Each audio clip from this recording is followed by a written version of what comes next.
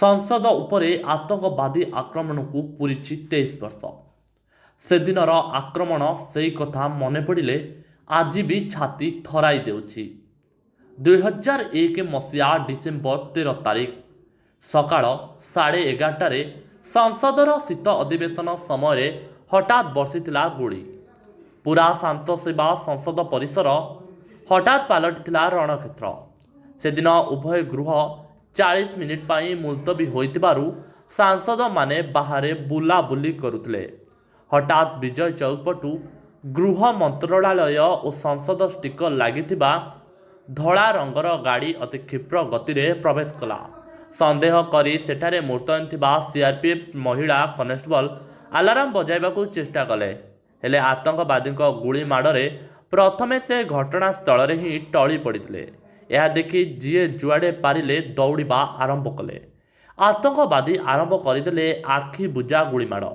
आक्रमणकारी सांगरे आनिथिले AK-47, grenade launcher, hand grenade और पिस्तल।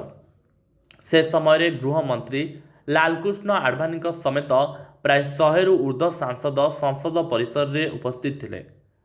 आक्रमणर ए दृश्य को लोकसभा सचिवालय पूर्वतन जुग्म सचिव पुलिन भूतिया और पूर्वतन अधिकारी शांतनु प्रधान वर्णना करिसेंति। पार्लियामेंटर सुरक्षाकर्मी और 5 जन आतंकवादी मध्य लड़ई लगी रहा। प्राय अध घंटा लड़ई पर परिस्थिति नियंत्रण को आसला। समस्त 5 जन आतंकवादी समेत दिल्ली पुलिस 5 जन सुरक्षाकर्मी और केंद्रीय रिजर्व पुलिस जड़े महिला जवान और जड़े मालींकर मृत्यु होता। संसद आक्रमण पर जैश-ए-मोहम्मद और लश्कर-ई-तोयबा निजकू दायी करते। परवर्ती समय संसदर सुरक्षा बढ़ाई दि जाइथिला। तेबे 2023 मसीहा डिसेम्बर मास 13 रे पब्लिक गैलरी रु जड़े युवक लोकसभा चैम्बर मध्यकू लंफ प्रदान करी रंगीन धुआ स्प्रे करथिला।